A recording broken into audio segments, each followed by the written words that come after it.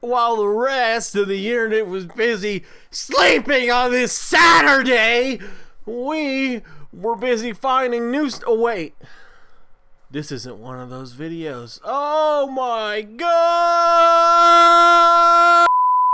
Yeah, that's right. Today's one of those videos where I was like, I have a cool idea, but I was like, it's not worth the time I could put into making it, finding it in the game.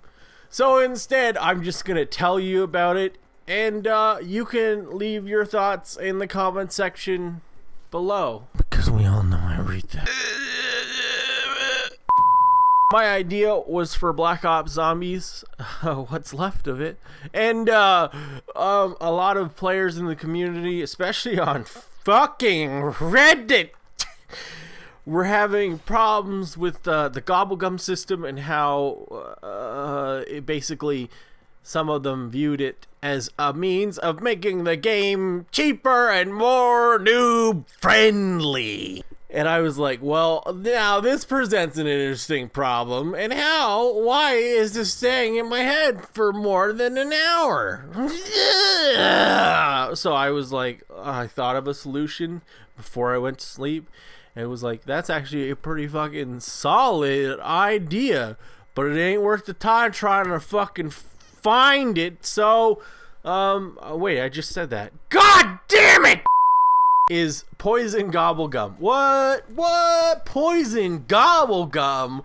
That's fucking stupid. Well, wait, listen. The poison gobblegum would be these black, awful looking gumballs. They'd be like, no, they look cool. Are you kidding? Do we make stuff that doesn't look cool? It would be black and have a little skull icon and a little whatever of the effect is. The coloration would be a little crazy, but they'll generally be black gumballs that you get at Dr. Monty's Gum Emporium.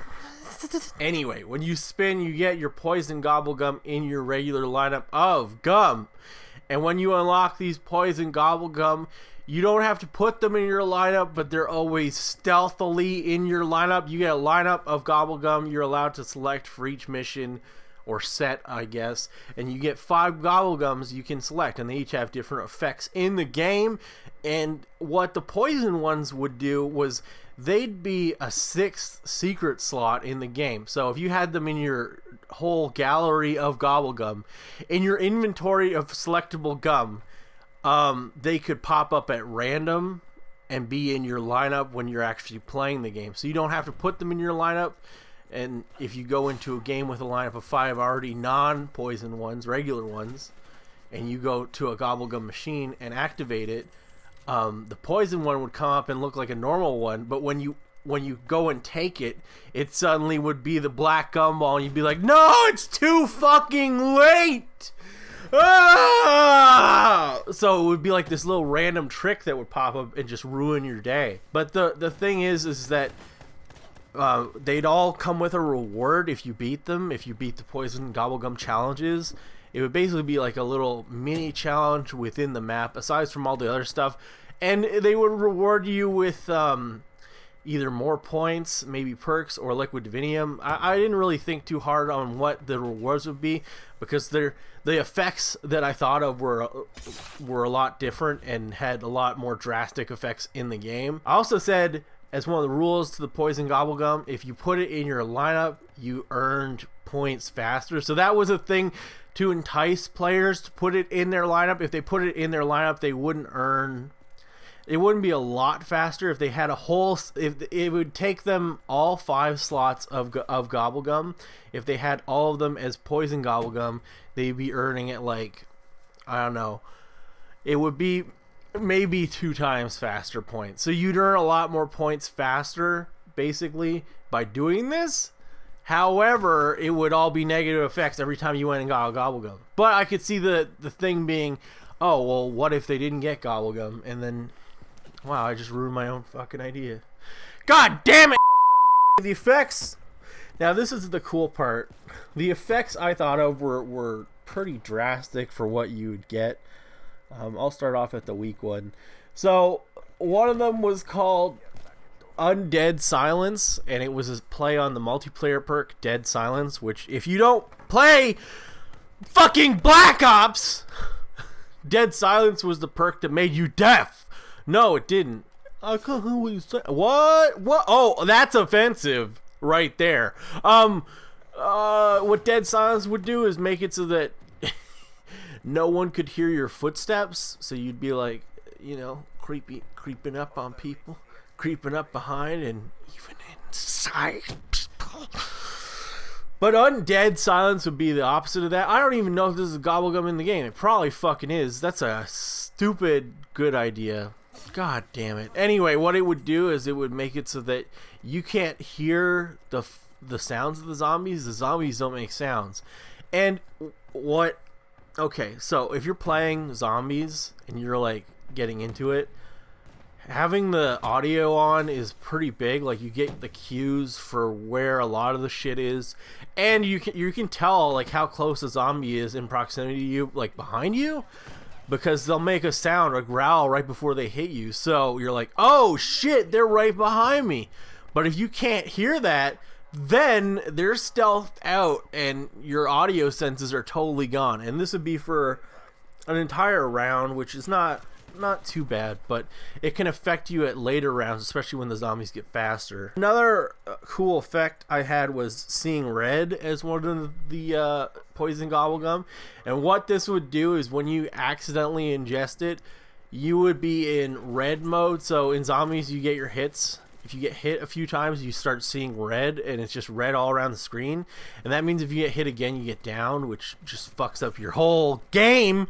But this would be, you'd be on that last hit of health for the remainder of the round. A full round of that. That would be intense. It'd be like hardcore zombies mode. No Man Left Behind. This one was dirty as fuck when I thought of it. I was like, oh, this is just going to be a perk that when you get... our fucking Gobblegum, that when you get it, your teammates can't revive you. How fucking sick is that? Oh, they can't revive you. That is awful. Like, half the game, especially if you're playing with other people, especially people who suck. Hey, what up, Rust? Never mind. Is reviving people in the game, and you get points for it.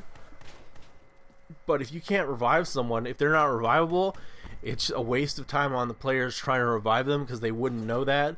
And then two, that person's just like, oh my god, I'm gonna lose the right guy. No! Now we start getting into the cooler ones. I have a whole list right here. What the fuck? Okay, this one was called Perkaholic Peril, and it was like, one of the perk machines is removed for an extended random period of time. Now, I didn't know what the reward was for this. It probably was going to be getting that perk for free or something. But the extended time would be like rounds on rounds on rounds of this thing not being in the game. Like, all of it would be removed, so you couldn't ever get that perk. Including in the Wonder Fizz machine. So it would just like fuck up your game. And you'd be like, oh no, Jug's gone. What am I gonna do? Well, I don't know what the hell you gonna do, bitch. And then the next one was called Temporal Terror. And this one I had a lot of fun with. This is like the time bomb all over again, but it's just the trolling part of it. So what it would do is whenever you get it, and it would only activate on like higher rounds, is it would just reset the whole game back to the beginning. And the reward would be, you'd only get the reward if you surpassed the round you ingested it on. So it would be like,